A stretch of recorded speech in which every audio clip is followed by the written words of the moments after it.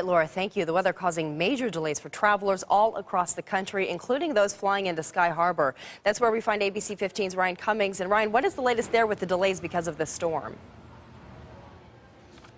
Stephanie, we are watching the boards currently, and in terms of Chicago, in terms of the departures, there was one that was supposed to leave at 3.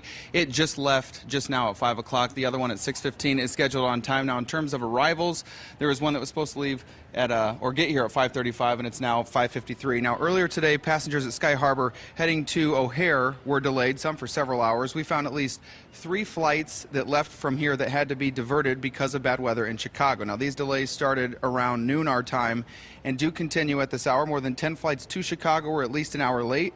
Arrivals are about the same. One plane just landed about 45 minutes ago, and those passengers were supposed to be here at 2:20. We spoke with a man whose wife was on that plane in Chicago when it got delayed on the tarmac. She told me yesterday that she thought the weather today was going to be bad, or she'd heard the weather today was going to be bad and the flight might be delayed, so, to watch the TV or the internet and check the flight. And sure enough? Yep, sure enough, it was delayed. Yeah, that's Chicago.